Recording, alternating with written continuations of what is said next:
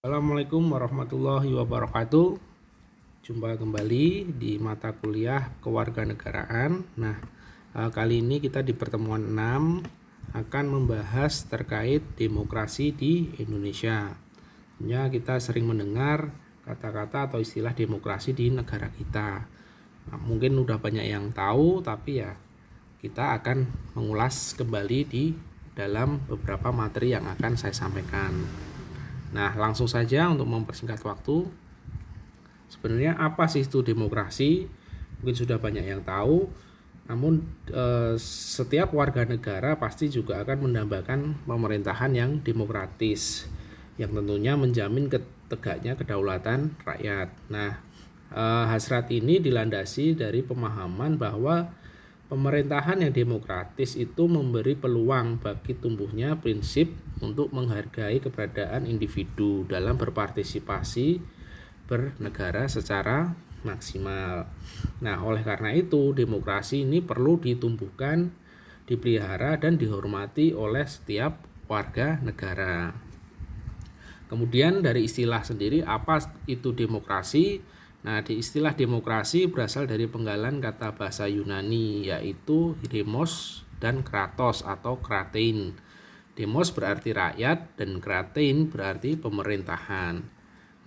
Demokrasi menurut para ahli, Hornby dan kawan-kawan tahun 88 mengungkapkan bahwa yang dimaksud dengan demokrasi adalah merujuk kepada konsep kehidupan negara atau masyarakat yang dewasa dalam berpartisipasi di pemerintahan. Melalui apa? Melalui pilihan wakilnya. Kita sering mendengar istilah ini dengan adanya pemilihan langsung atau ketika pemilu, pilkada. Kita meluangkan waktu demokrasi itu dengan memilih calon wakil rakyat yang menurut kita yakini untuk dijadikan sebagai wakil rakyat di pemerintahan. Tentunya dalam demokrasi ini pemerintah mendorong dan menjamin kemerdekaan berbicara, beragama, berpendapat, berserikat, dan menegakkan rule of law atau aturan hukum. Dan kemudian kelompok mayoritas juga harus menghormati hak-hak kelompok minoritas, serta warga negara saling memberi perlakuan yang sama. Kemudian dalam kategorisasi demokrasi ada 3 kategorisasi demokrasi dari berbagai pengertian yang berkembang dalam sejarah pemikiran tentang demokrasi. Ada 3, yaitu demokrasi sebagai bentuk pemerintahan, demokrasi sebagai sistem politik, dan demokrasi sebagai sikap hidup. Demokrasi sebagai bentuk pemerintahan itu apa?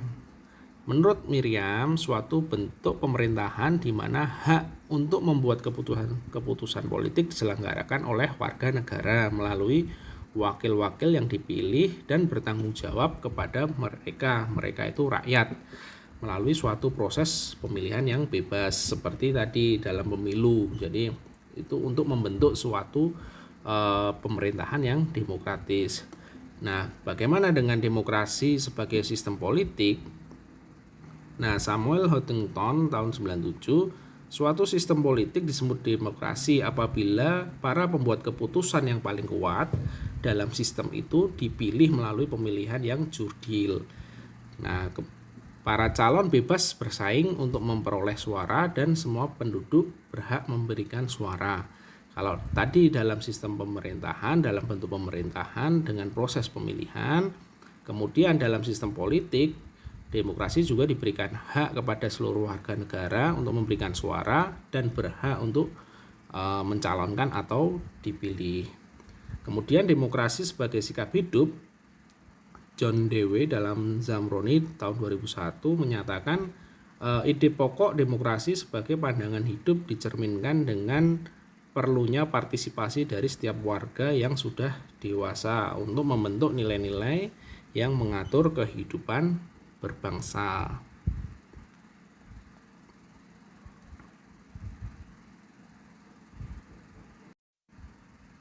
Kemudian bagaimana pemikiran demokrasi di Indonesia?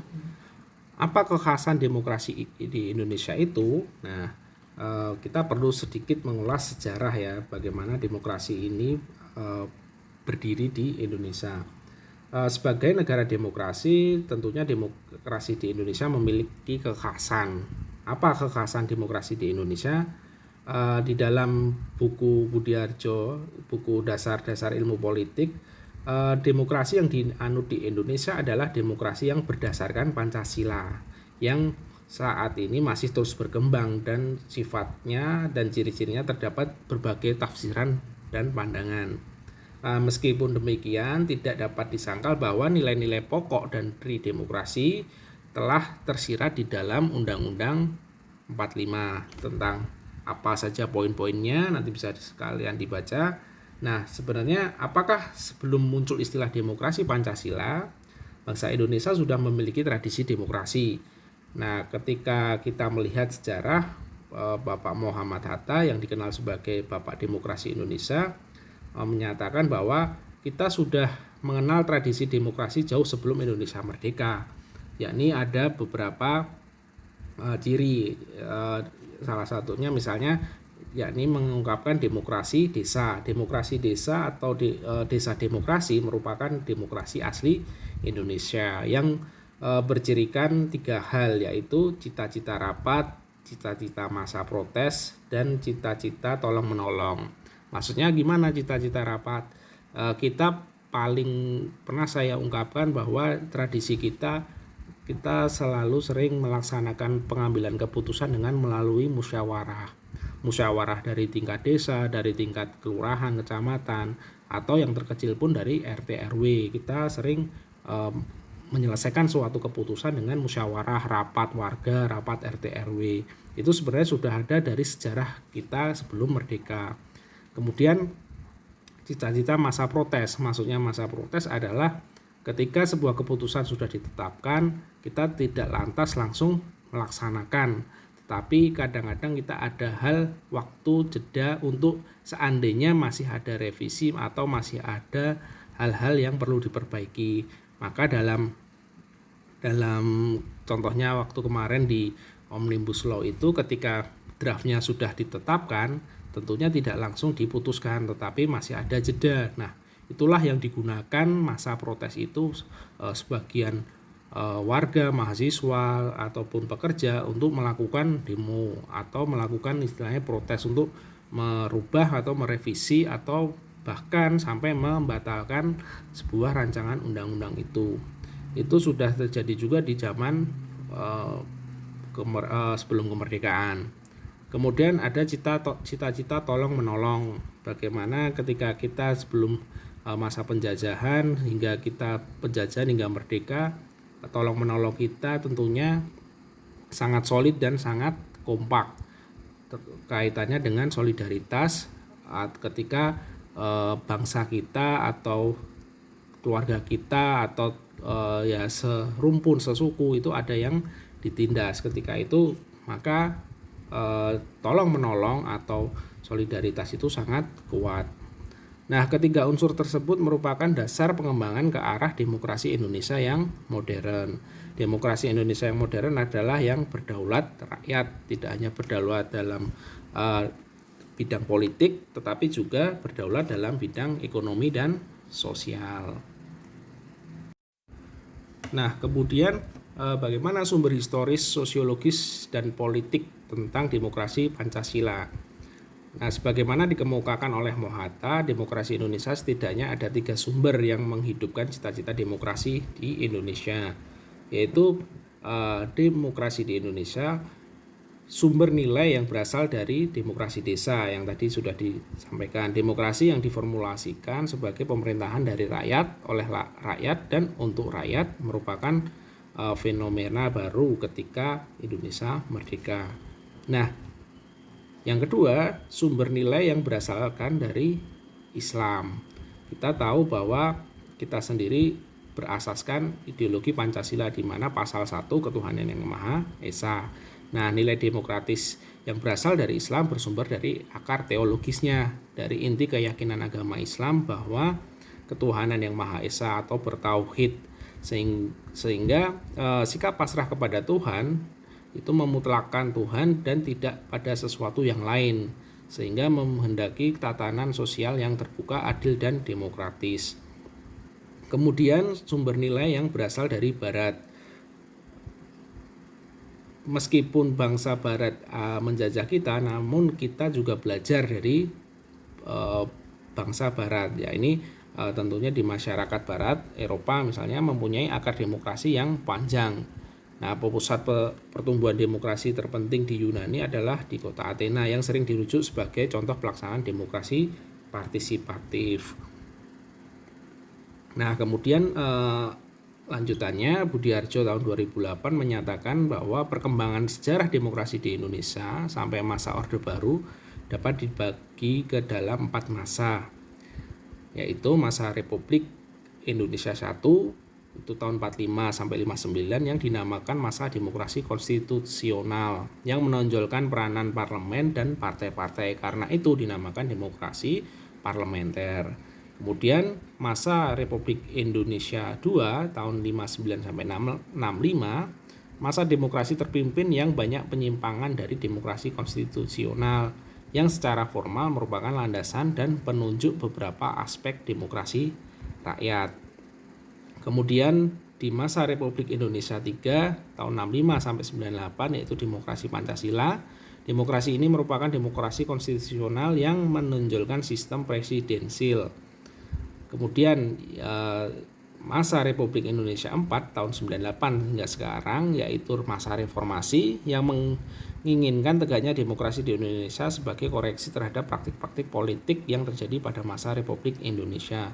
Kalau kita ingat kejadian tahun 98 saat masa reformasi lah, itulah masa tonggak awal ketika demokrasi ini berubah menjadi demokrasi yang menginginkan tegaknya terhadap koreksi praktik-praktik politik yang ada di negara kita. Mungkin ada yang udah lahir atau belum ya di masa ini ya. Nah, kemudian 10 pilar demokrasi konstitusional menurut Undang-Undang 45, Sanusi mengidentifikasi adanya 10 pilar demokrasi konstitusional. Mungkin tidak akan saya bahas satu persatu karena panjang. Jadi yang pertama, demokrasi yang berketuhanan yang Maha Esa. Kemudian kedua, demokrasi dengan kecerdasan. 3, demokrasi yang berkedaulatan rakyat. Demokrasi dengan rule of law.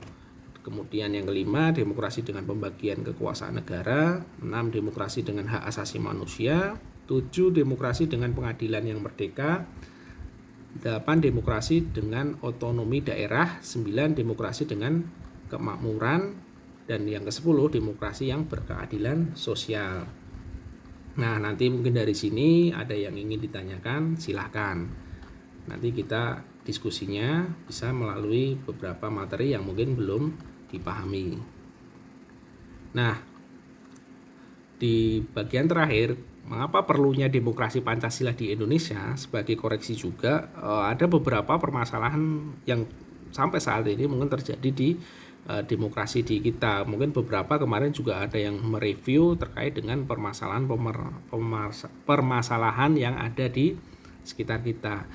Yang pertama, permasalahan buruknya kinerja lembaga perwakilan dan partai politik. Kemudian krisis partisipasi politik rakyat, munculnya penguasa di dalam demokrasi, dan demokrasi saat ini yang cenderung membuang kedaulatan rakyat. Artinya tidak terlalu memikirkan apa yang menjadi aspirasi rakyat. Sampai berdemo berjilid-jilid mungkin itu tidak menjadi sebuah prioritas. Itulah yang menjadi permasalahan di kita saat ini. Nah, secara lebih spesifik, penyebab rendahnya partisipasi politik tersebut adalah pendidikan yang rendah yang menyebabkan kurangnya aktif dalam melaksanakan partisipasi politik. Ya, kita tidak bisa memungkiri bahwa ya memang mayoritas di negara kita masih banyak pendidikan yang rendah. Kemudian tingkat ekonomi juga masih rendah sehingga tidak terlalu memikirkan apa demokrasi. Yang ada yang dipikirannya hanya ya yang penting kebutuhan saya sehari-hari tercukupi. Kemudian partisipasi politik rakyat kurang mendapat tempat oleh pemerintah karena itu tadi ya munculnya penguasa di dalam demokrasi. Oke, itu beberapa materi singkat kewarganegaraan kita pada siang dan atau pagi hari ini. Mungkin nanti ada beberapa yang mau ditanyakan atau yang memberi tanggapan, silahkan. Nanti kita buka diskusinya. Saya akhiri, terima kasih atas perhatiannya. Wassalamualaikum warahmatullahi wabarakatuh.